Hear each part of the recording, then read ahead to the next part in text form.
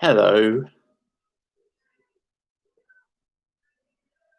Just to be clear, this is a question time live stream, not anything to do with horror, despite the thumbnail, which is clearly Priti Patel, who's in the news this week. So I'm hoping she's going to be mentioned on question time. Otherwise, I look like a bit of a fool, and I deserve my own spitting image puppet. Hey, Cindy, how's it going?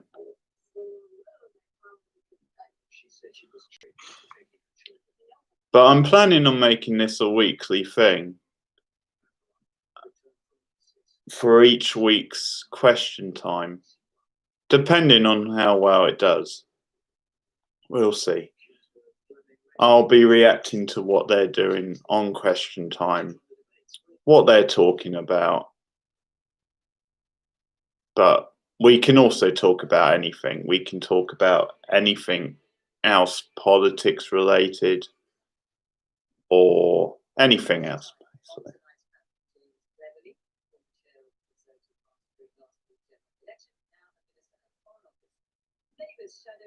Oh, James Cleverly, Emily Thornberry. Ooh.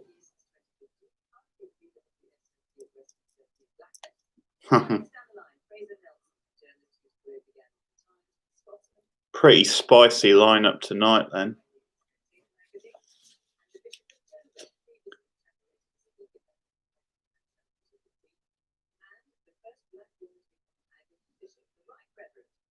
The Bishop of Dover. And I'm pleased she said first black woman to become bishop, because I was sort of wondering if it was a woman or a man. I'll be honest. Hey, Root. Well, there will be another Q&A coming soon. But no, this is the question time stream.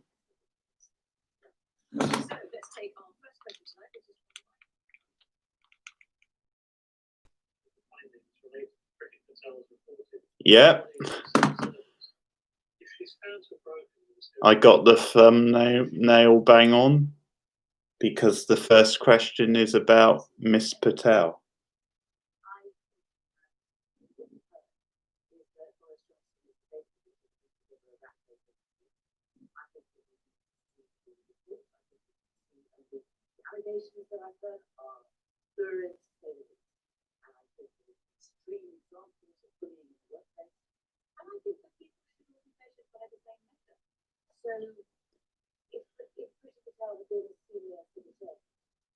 It's no surprise James Cleverly's on representing the Tories, because they tend to have him on every week. There's a disaster. He's kind of like the face of like their sort of apology almost. There was one point where he seemed to be on question time every week. Hey, Anthony, how's it going? Hey, Mahensa as well.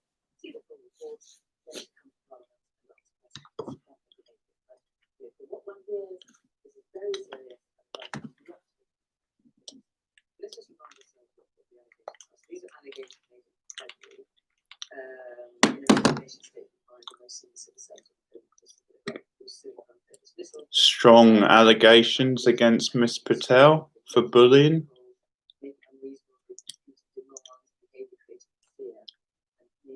She's gotta go, folks.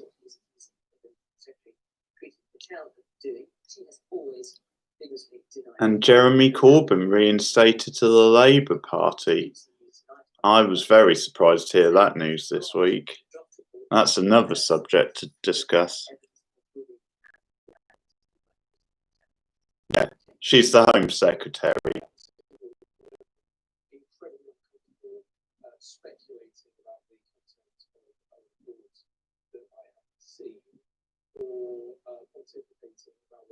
Pontificate. It's early tonight. I think that's a classic tactic. You use big words so that you don't have to answer the question. Rishi Sunak, or however you say it, is the money guy.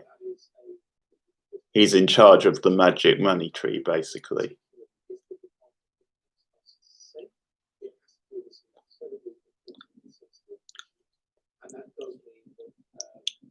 Emily rolling her eyes. Looks like she's ready to eat him for lunch.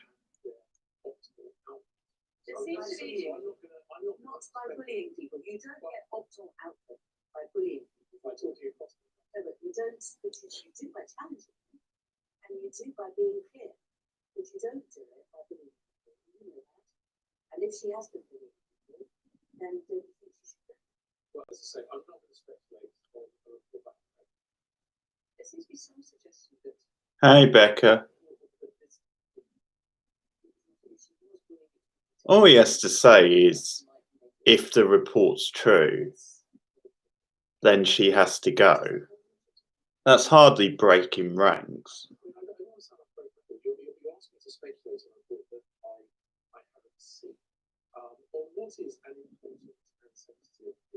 Question time. It's a UK politics show. Yeah, social distancing. It's a virtual audience route.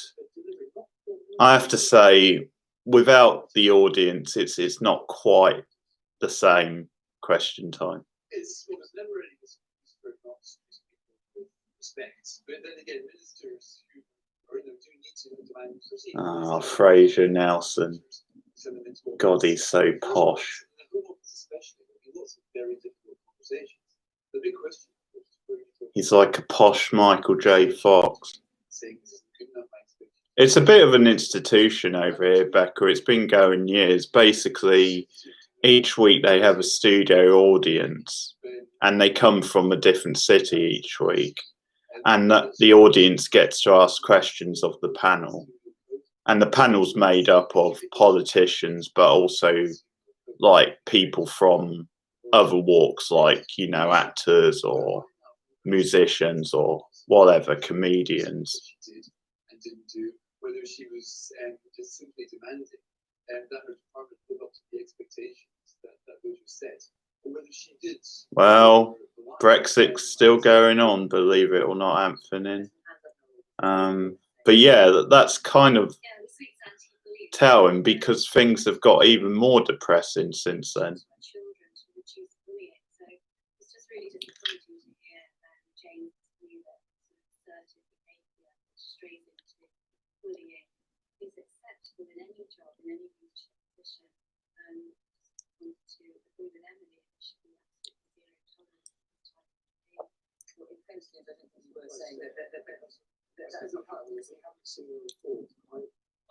Well, we are going to leave, and sadly, it looks like we're going to leave without a deal, Becca, which nobody voted for. And that's Boris's fault, and that's the Tories' fault.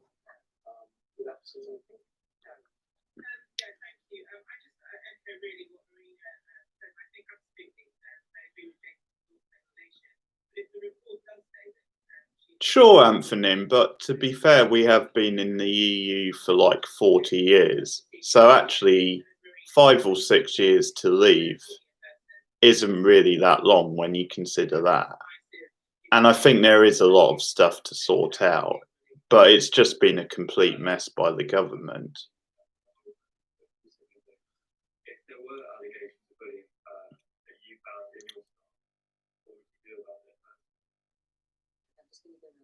Well, I don't know, Becca. Unfortunately, they might not have a lot of choice, but obviously the whole border of Ireland thing is a big issue at the moment. And the Good Friday Agreement is in danger of being ripped up, basically.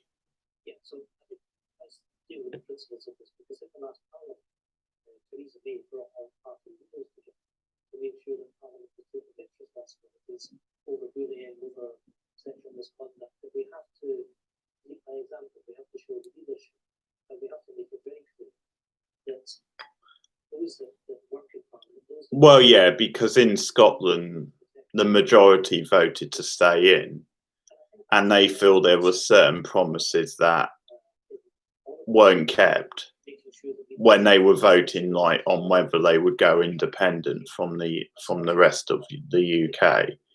And Northern Ireland, there's obviously issues over the Irish border and the Good Friday Agreement, but it's a whole mess. And basically, Boris and the Tories are threatening to break international law, which is an utter disgrace.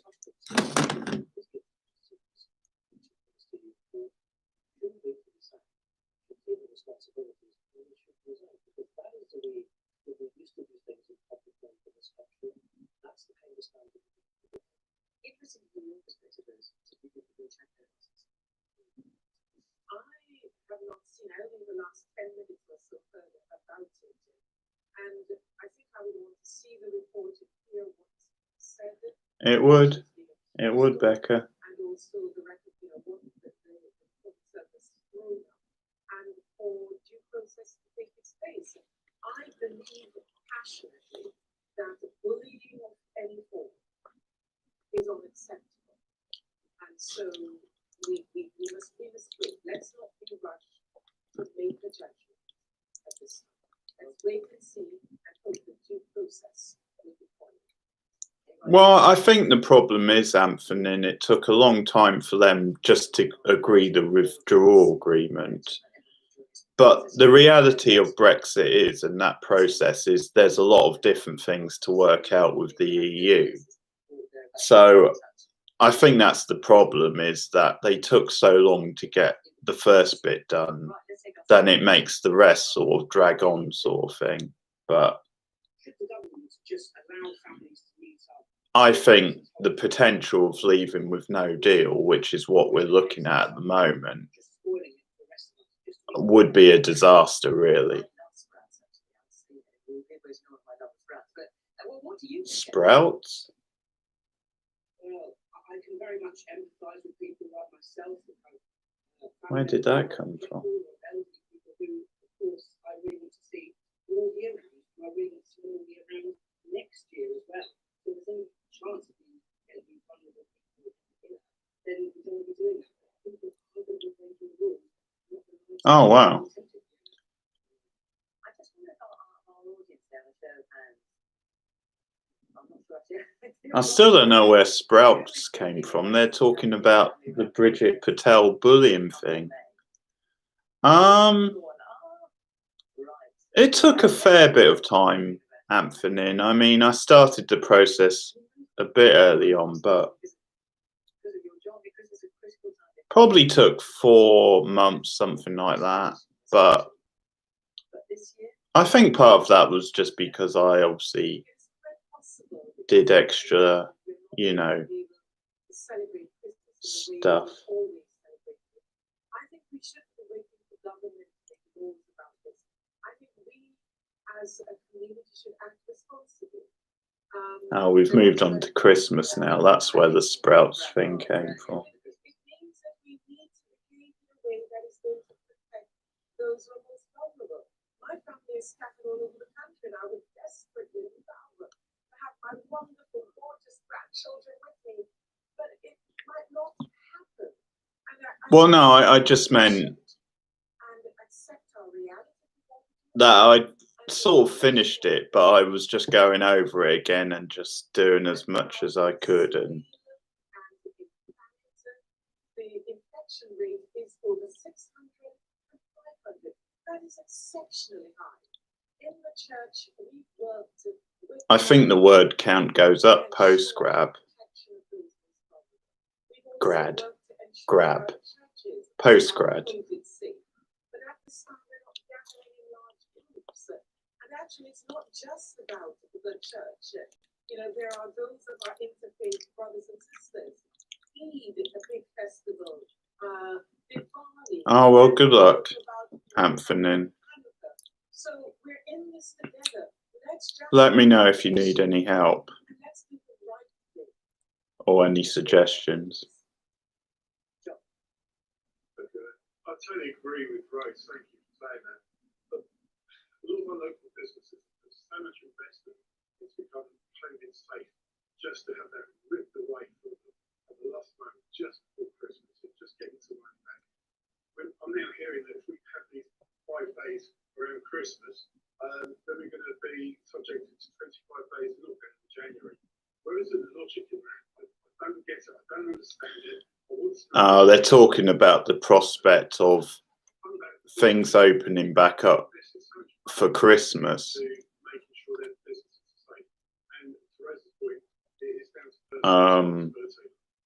But this guy is saying apparently if we do that, then they might have to lock down again in January. So wow.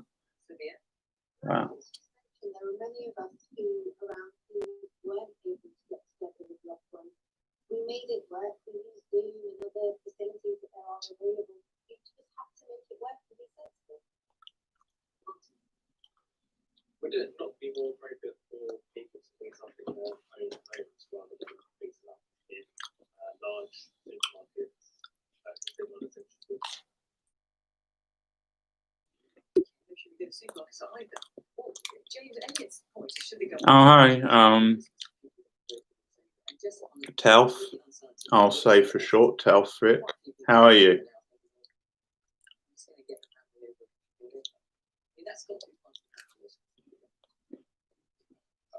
I've been really impressed. I was not so surprised, not so much surprised, really impressed by actually how, for the most part, we've been careful and thoughtful and have taken these sensible precautions. It is really sad when important religious festivals have been so heavily disrupted. We've already mentioned. Yeah, I'm good. Not bad. Not bad.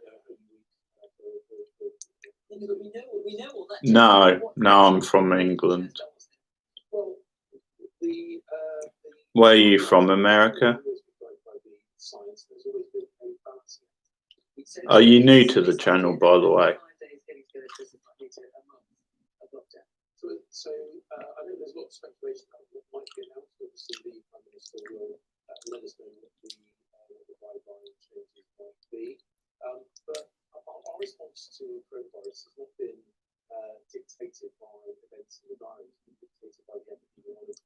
Hang on. Christmas. Boris Johnson refers to Christmas many times. We know it's important to connect something to this country. He's clearly talked about. He knows everyone wants to be together for Christmas.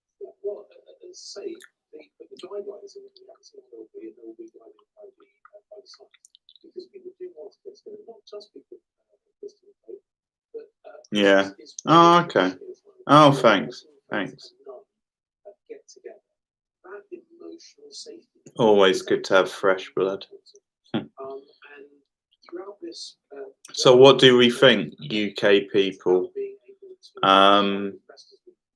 Do you want them to open back up just for Christmas, or is it not worth it?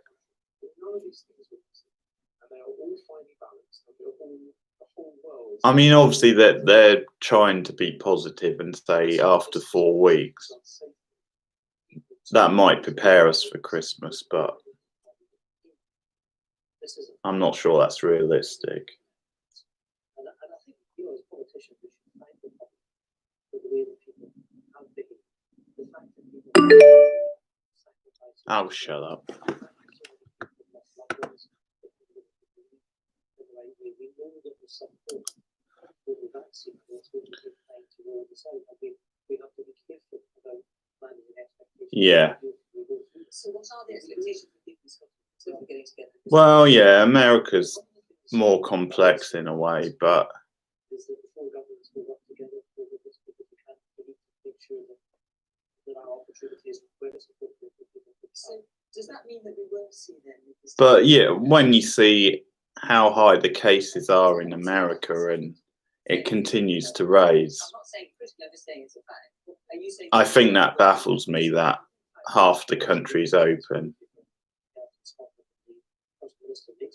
But then again, I think America has made a lot of the same mistakes as the UK has made, in as they haven't had concrete plans to deal with it. They haven't got on top of their, track and trace.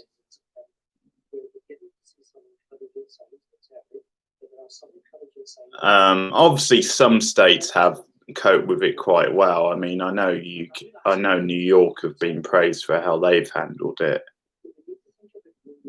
but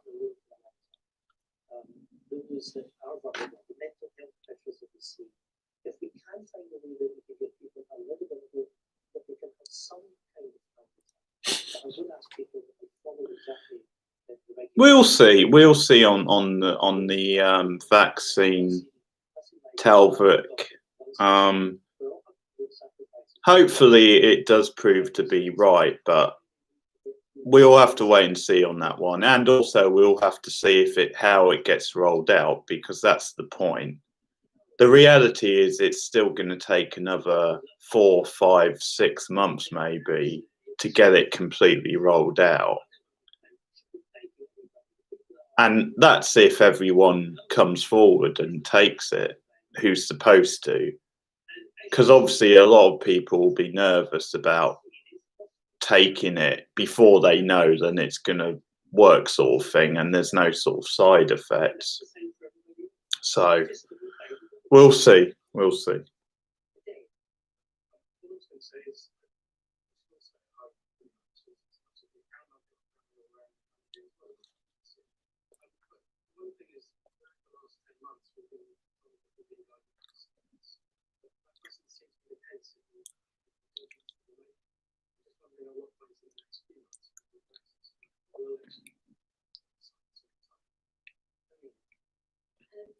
Yeah, I heard that, Cindy, which makes sense, but we'll see how it works in practice.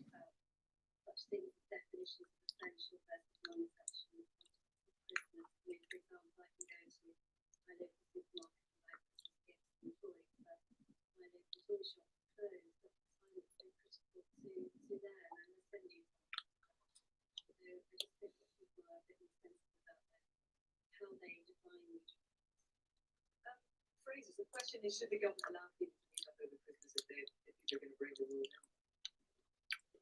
Well, it's funny. I think the government should be trusting a bit more. And I don't agree with people being recklessly. I think the public incredibly restrained for all of this year. And I think the way the government's really restrained is saying, okay, you have 5 days with free for all. You can go and see who you want.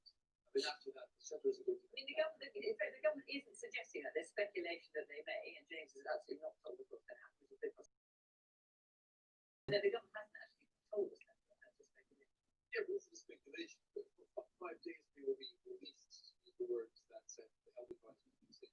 Released for 5 days. So the rumor is then. That's what we heard yesterday. It doesn't seem to make perfect sense. Okay, that's enough of that. Don't let yourself down. And in a way, you might have counterproductive people traveling, or otherwise they might have thought this Christmas will be the one I would see the family. I'll go and see them in Easter instead, or I'll go and see them in February.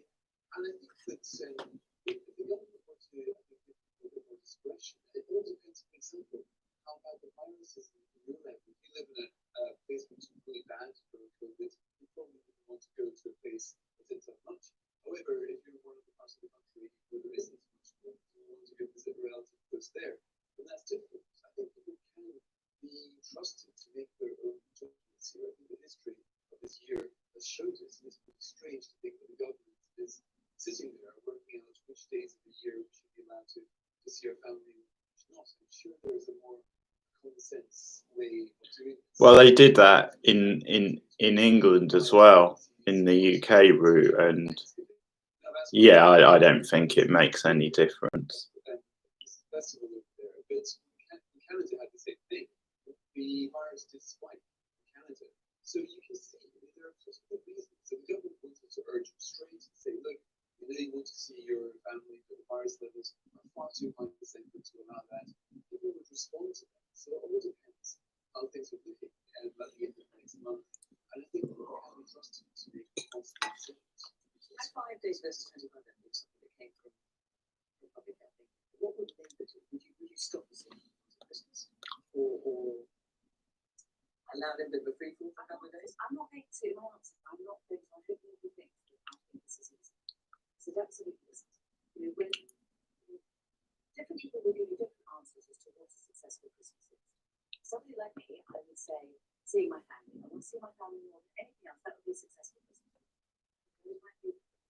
focuses perhaps on religion, and many of the Christians would say an opportunity to be able to praise God together.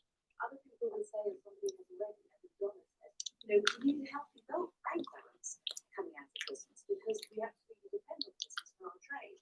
Frankly, teenagers might well be thinking, never mind the band, actually it's an opportunity for us to have a party.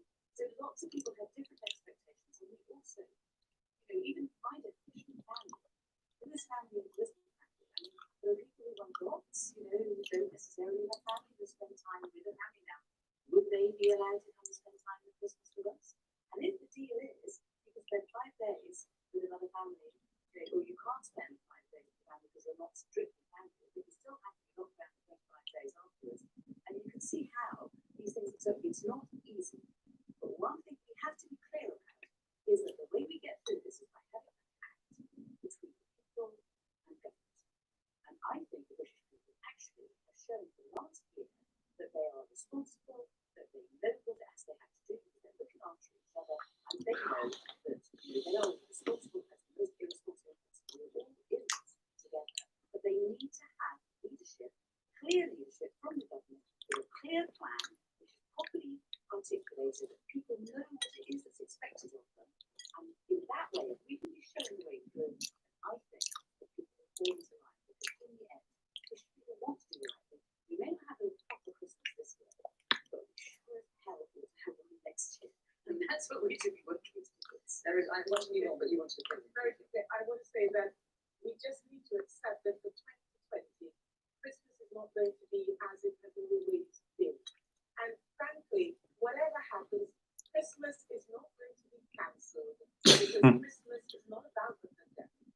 Christmas is about love, the love that we show to people, and in particular to those who are most vulnerable in our community. All right. Okay. Okay, next question from Richard. Well, I'm not big on the royals. I'm anti-royal, but I have no issue with the Queen herself.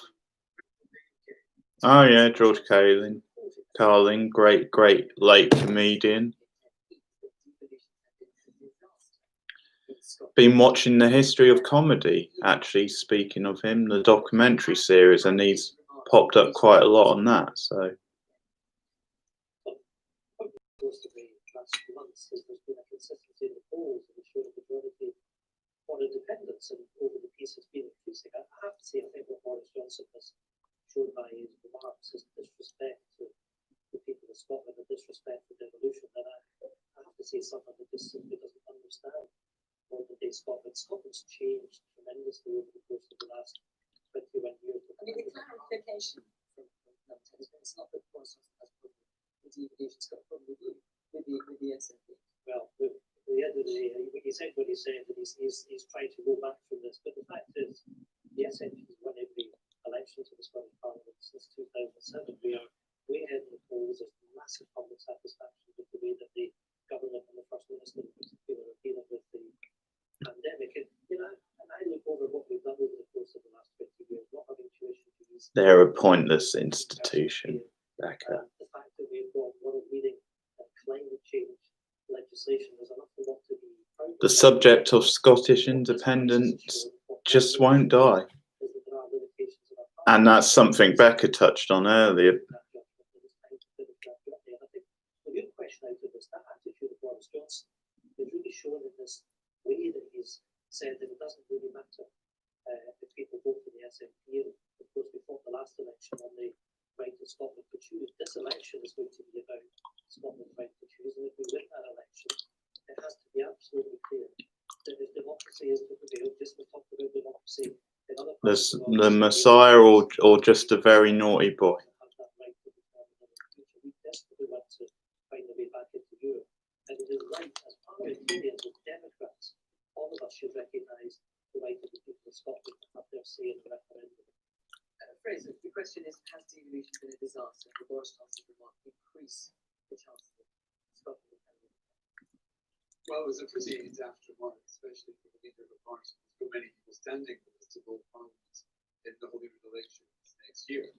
But that said, I do have some sympathy with the overall sentiment. So I'll write back to devolution. It's all right. We knew he I thought it would be very difficult to that to be. I remember at the time thinking that there there are some, I'm sure Scotland's got world class climate legislation, but it's also got some of the worst poverty and deprivation in Western Europe. Life expectancy in some parts of Glasgow is less than it is in Rwanda, and it's shocking. And I always thought back then that was because the Scottish Parliament put a lot more focus on inequality. I don't know where he's got that statistic from. Into making these problems better, and that there will be, and that instead we've seen horrible gaps really between attainment between the rich and the poor in Scottish schools. Nicola Sturgeon has to be judged on that, and it's not getting much better. Which one is it? That what is it? I Am Susie? Is that the one you mean? Talking instead about the Constitution, about referendum, about having another fight with Westminster. It's pretty difficult to blame Westminster for things that are entirely in control of the Scots. So, you know, Fraser, And Emily, again, it's only the last briefly, years, yes, I need to get rid of the rest of the time. years that we've had some responsibility for social security. We've been praised by the United Nations by our approach to poverty. We've introduced 8 different measures, 4 of them entirely new. And we've, for example, what we've done in terms of the £10 allowance for young people, which will drive young people out of poverty. And actually, life expectancy in Scotland has increased. Free education in Scotland. That's one thing in their favour. In Scotland has actually been higher than it has in the rest of the United Kingdom. So I'm afraid to say that what you're saying is actually a gross distortion of the truth. And if you look at the number of young people going to university, Oh, I hate Susie. Yeah, yeah. It's actually been out here for a while, Cindy. So I probably won't review it now, but I wouldn't mind checking it out at some point. I've heard good things. You're far less likely to get into university if you are from similar backgrounds to England. That is an absolute scandal. And that's exactly the sort of thing that devolution is supposed to address. But those gaps are still there, and it's just painfully dreadful. Okay. Well, I'm not going to let this can't just be a conversation between two of you. I'm sorry about that. I know that's like a bit, but it can't be. Emily, devolution under Tony Blair was supposed to sort out the problems of as he saw it, of the SNP, and keep Scotland together as part of the union. It's not been a success, is it? But I think actually devolution was about making sure that power got closer to people so that there was more accountability and better decisions. Yes, but yes, we know, but slightly too. There was absolute. Yes, but Tony Blair was politically hoping that it would dampen down any forms of independence. He's got the time And I would say, I think the devolution has not gone far enough. I think that we can devolve more power. We've seen it from Andy Burnham, how much he wants to have more power and authority in places like Manchester. I know that in the Highlands and Islands of Scotland, they feel that they're a long way away from Edinburgh and that they're not given sufficient power over their own destiny, and that tends to. I'm certainly in favour of devolution. I tell you what was great to hear was to hear people actually. I think places like Scotland and, you know, local councils and places in Manchester, I think they need to have more power. When there are major problems. May I say one thing in Nicola Sturgeon's defence? I never thought that we would say that. But you know, when you were saying, oh, Nicola Sturgeon, then she is making all these announcements on COVID before the British government. Well, the reason that she and I made it clear I wasn't saying that as a criticism. I was pointing it out as a fact. Okay. But the reason that she was doing it, and was that quite often a number of the meetings were about school terms, about university terms. And because you go back to school faster earlier in Scotland, and they needed to make decisions about what to happen with youngsters. And so therefore decisions had to be made. And frankly, they waited for the UK government to make a decision. Term would have already started again. So that's just an example of devolution in action and doing things for the better. But let's focus on people's lives, because that is what it's about. We've got 2 Richards in our audience, so I have to identify you by your surname, the initial. So Richard E, you've got your hand up. Yes, good evening, public. Look, devolution has been a roaring success here in Windsor. You know, there's people on the local agenda, which my name is town council to Windsor, because we believe that local people should be part of local decisions. It's a very simple message. The problem I have is that I remember the devolution campaign back in the and one of the main things that it was used by the nationalists, the vehicle, for launching their own independent ambitions. And 20 years on,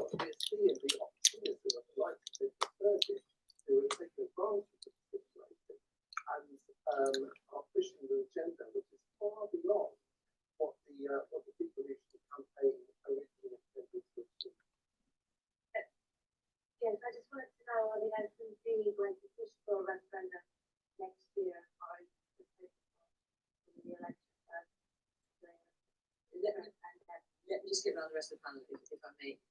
James, let's come back to Richard's question. Has the invasion of disaster, Lord Boris's remark, increased the chance of Scotland breaking away from the UK? When you heard the voice of the Prime Minister said the invasion of disaster, it hasn't been denied. Where you just you guys say that for?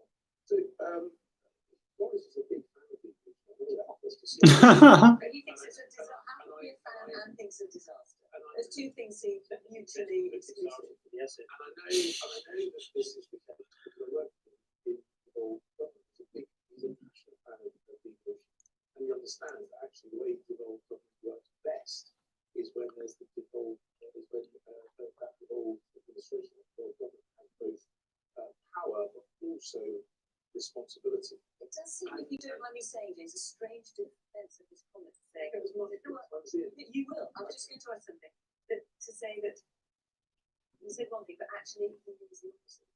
So, It's kind of hard to read both things at the same time. So, as I say, the Prime Minister's experience as the leader of the devolved administration, where he called the more devolution both for the city that he ran as mayor, but also the group, is evidence that he's a fan of devolution. The real irony is there is only one party in Westminster who is trying to scrap the devolved government in Scotland. And that's the SNP. All the rest of us agree that devolved government is a really good model. The SNP are the ones who are trying to scrap the devolved government. The Fraser is absolutely right. Ian will debate this constitutional stuff day in, day out, because every minute we're debating that, we are not debating the catastrophic budget deficit in Scotland, the collapse of educational standards in Scotland, the appalling health outcomes, the abysmal administration of the NHS in Scotland, the sick kids hospital, still got problems there, the Queen Elizabeth Hospital in Glasgow, still got problems there. Some of the most appalling drug. Oh yeah, because the state of the NHS in England is really something to brag about. Shocked. But do you think the Prime Minister's comments will increase? That's the question. Will it increase the chance of Scotland? You just need to answer. Do you think it will increase the chance of Scotland breaking away? The point is, I'm not going to. You can. I'm not going to. Ian's going. No, Which is James, talk about. I'm simply asking you to answer the question put by the audience. Will Boris Johnson's remark increase the chance of Scotland breaking away from the UK? No, I don't think it will. No, I don't think it will. The point I'm saying is that every minute that we are debating issues that give the rights to debate, which are these constitutional separatist issues, we are not debating the things that government fundamentally held accountable for, which is protection of the people, good stewardship of the economy, how they deal with health. And on all those metrics, the SNP has been a disaster for the Scottish people. I lived in Scotland, I love Scotland, I love the Scots, and the SNP government has provided a very, very poor services.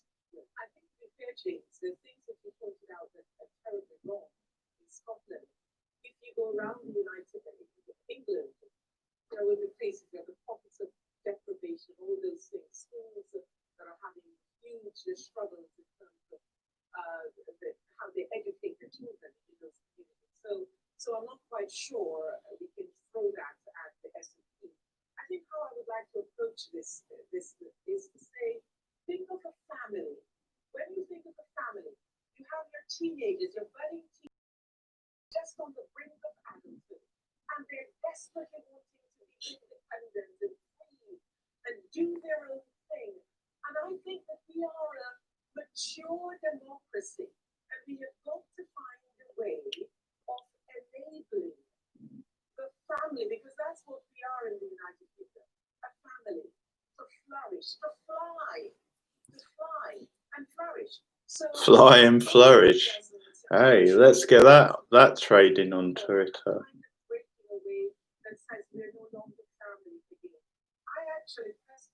The 3 Fs: family, flourish, and fly. Idea of the one world, and I want to see peoples around the world flourishing.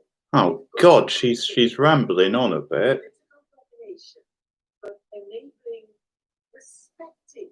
I almost expected to start singing Kumbaya, my lord, Kumbaya. Actually, I want to do it in this way. I will still be of the family. And we've got to find ways of accommodating that. Let's take another question. Martin. One of the EHRC reports states that Labour had broken the law, and Jeremy Corbyn's recent statement. Has trust been restored to the Labour Party by Keir Starmer, or has it been undermined? Well, I was shocked by the events of the last few days. So we were told that. So initially we were told that Keir Starmer made the decision to suspend Jeremy Corbyn, and that hadn't made the decision.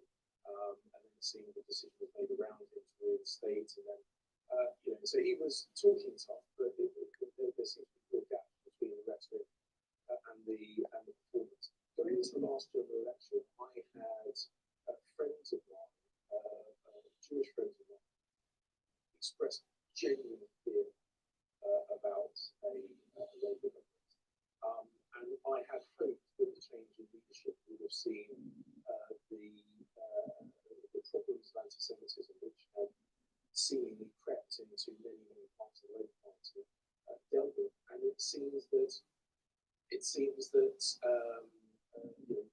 Keir Starmer, and I have no doubt that his intentions are good, but he is displaying weakness on this issue. He needs to make it absolutely clear that there is no place in the Labour Party to talk about anti-Semitism. There needs to act in accordance with those words. And at the moment, as I say, the words and actions don't. So do you think that there should be no place in the Labour Party? Well, Is that what you would see as Keir Starmer?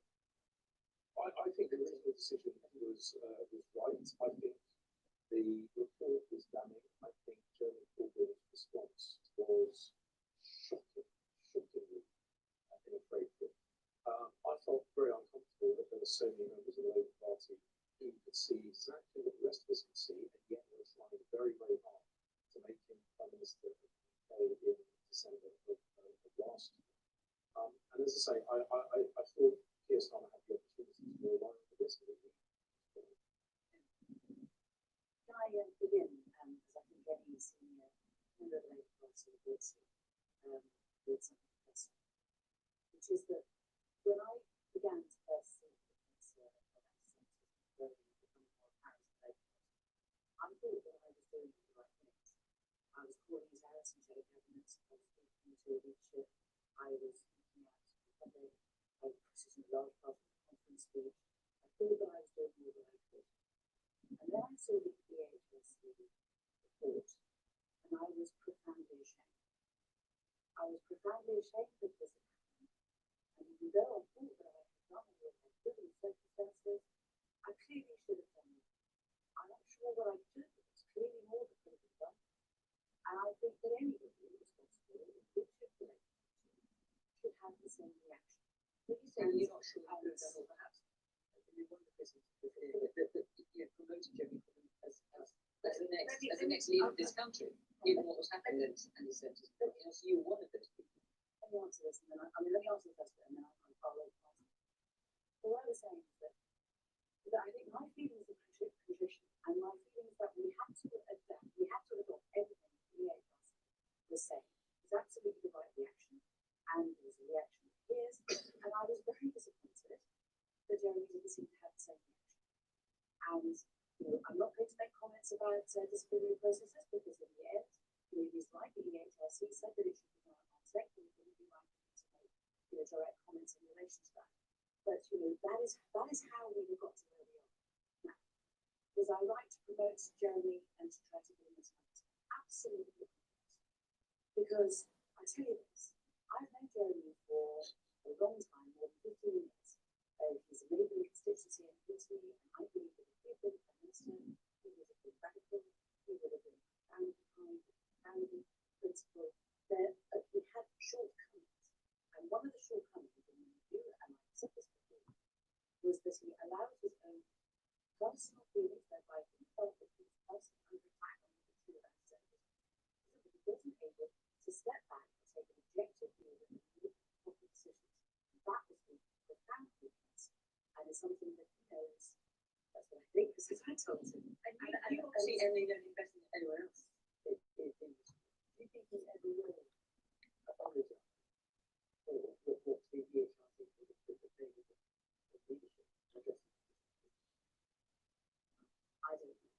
I don't think it's like to speculate.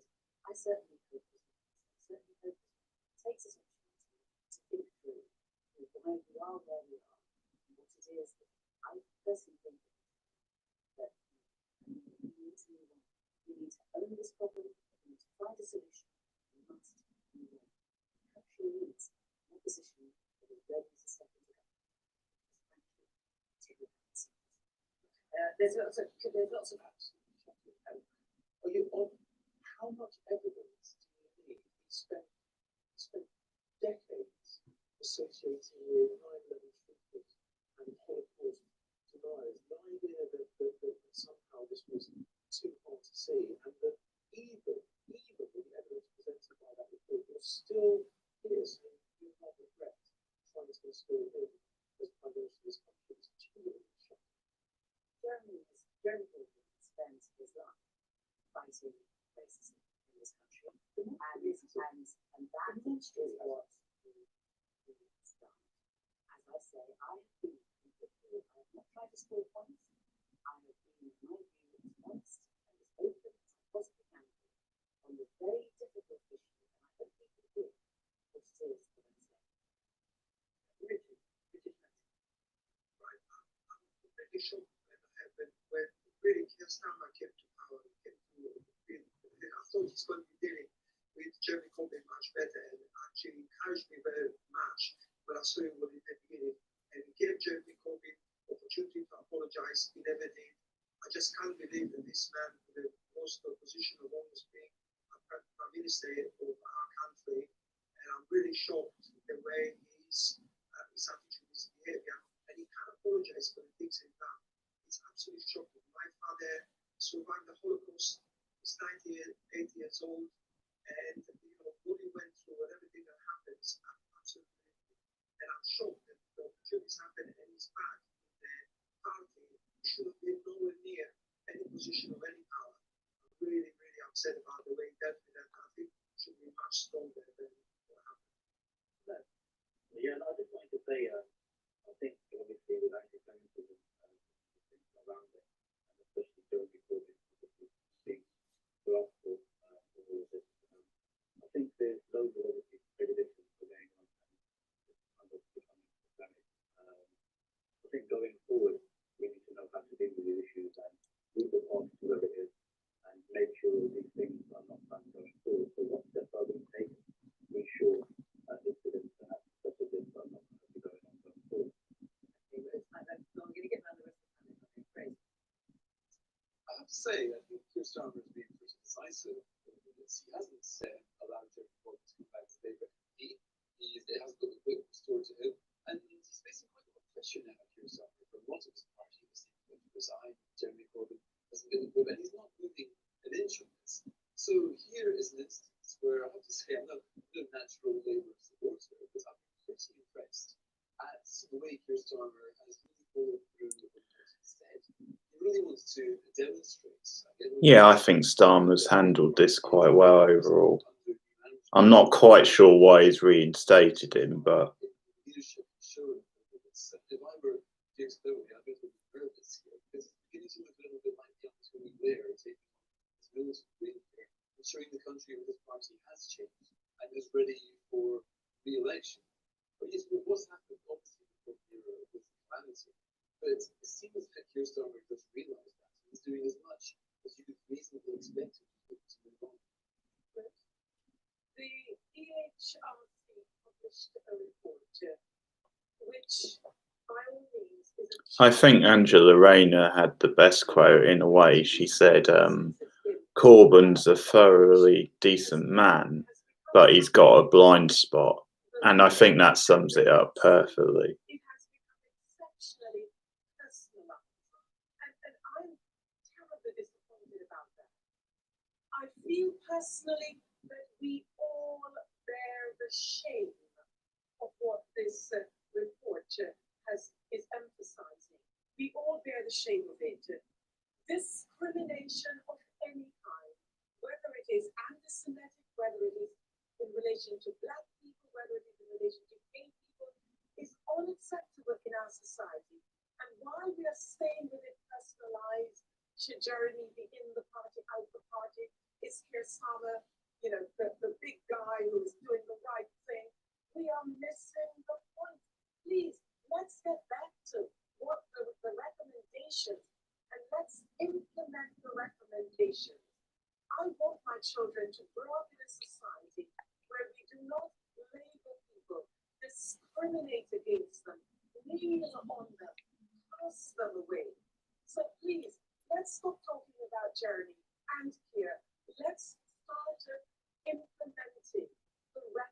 trepidation.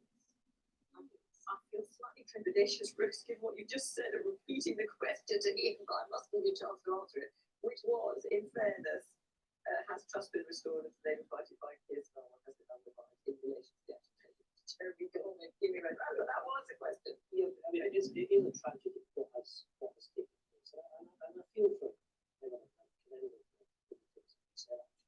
but Rose raises really what is an important issue, and I believe, and I genuinely believe, that what's happened to our public discourse over the course of the last year is a rancor, is a bitterness that has crept into it, and we're all politically, collectively responsible for that. And to see the anti-Semitism, and we've all met Jewish organisations, members of the Jewish community over the course of the last few years, and there is a real fear. There is a real fear that they have. And that is something that we're all responsible for. We all have to accept responsibility for it. It's a crying shame what's happened to the Labour Party. And I observe Jeremy close quarters over the course of the last few years. And I don't know why he didn't have an ability to deal with this. He should have done. But I will say, as an individual, he is not really bad. And I think it's important to state that. But he has to accept his responsibilities of not having dealt with this, and to have the generosity of spirit to recognise that he has to make that full apology today. But all of us, each and every one of us, have got to make sure that those from the Jewish community, those from the Muslim community, those from the EV community in the wider sense, can live here in peace and solidarity with all of us. And I'll tell you, there's a lot of work that we have to do to make sure that we drive out hate crime in all those ways through all parts of these islands. We've got about 5 minutes left, and I'm going to squeeze in. Well, just can I say this? I think just to answer really brief, get an answer now. I think that there is some positivity in this, which is there is an opportunity for the Labour Party to completely change the system, not let politicians be involved, and for us to set up something which could be an example of good practice that frankly other political parties would learn from, and people would make sure that when we say zero tolerance, we mean zero tolerance, and we can sort that properly amongst ourselves. Let's squeeze in one last question. We've got just under 5 minutes to do. Thank you, Julia. Do you think it's morally justifiable to produce a drama which is partially based on truth and real life events when the subjects are unable to defend themselves about any possible misinterpretation? And what are you putting there, Chief? Are you going to the Crown? Serious The Crown about the Royal Family? I am indeed, yes. You are. Yes. Fraser, have you been watching it? It's been going for several series now. What's your view on Caroline Grant?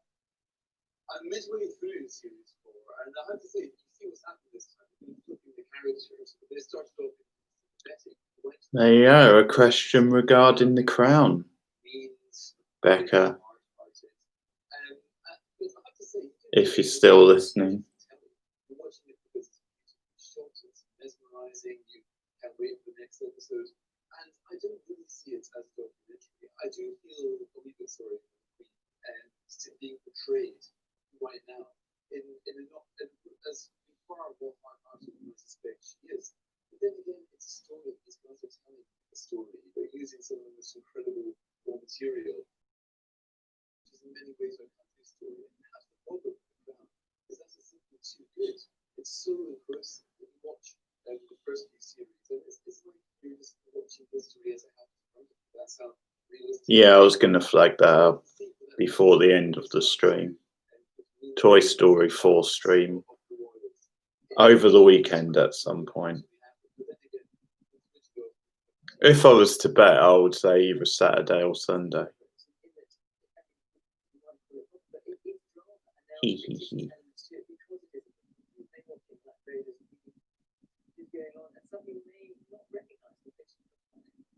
With my hand on my heart, I can tell you, I've never seen an episode of it. I've got the real thing, and actually Her Majesty is simply amazing. No intention of watching it. Yeah. I have to agree that it is drama, and the people enjoy watching it, then so be it. Not yet. Well, yes, but at the end of the day, it's drama. I think everybody should see it. I get that. I agree with the rules. We all know Yeah, really, that's a stupid complaint. You know, still catching up to the rest. Pete. People no longer around can't answer to the depiction. But if you use that for everything, you would never make a drama about anyone who's, you know, no longer with us.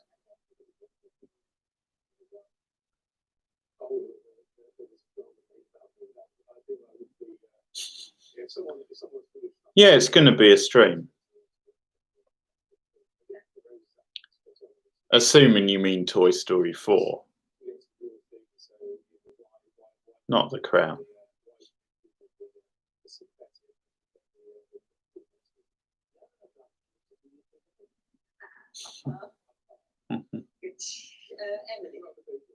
Oh, Onward.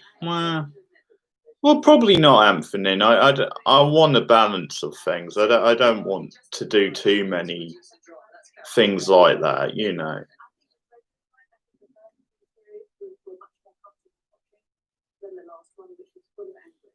Maybe though. The most terrible thing happened. You know, we know objectively speaking, the most terrible thing happened was in the middle of Diana and Charles's marriage and the anguish that people had.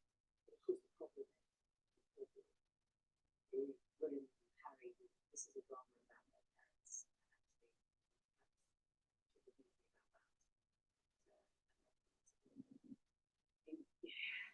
And not be perhaps, you know, just think of them as I wish it is not this is these are real people who are now alive and who have themselves suffered as a result of the breakup of their parents' marriage being done so publicly. But that's not enough to stop you watching. But I have other area. It's not something we often get to talk about on Question Time dramas about the royal family, but we thought we would if questions came in about that. Our time is up though. Tonight our questions came appropriately enough, if not we were talking about from Windsor. Next week we'll be joined by Swansea, and the week after that in Bath. Swansea next week, and then Bath. They'll be in the Bath the week after. Yeah, pretty meaty out that. I enjoyed that one. And I think I'll make this a regular thing moving forward. Each Thursday night at this time, a Question Time stream. And we'll see how it goes.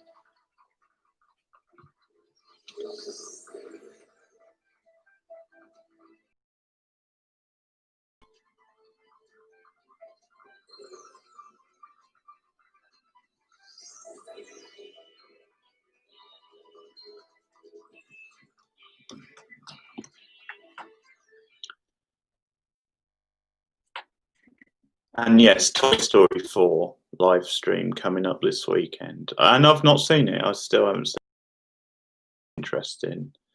And yeah, thanks guys. Thanks for dropping by, and I'll see you all soon. Take care and good night.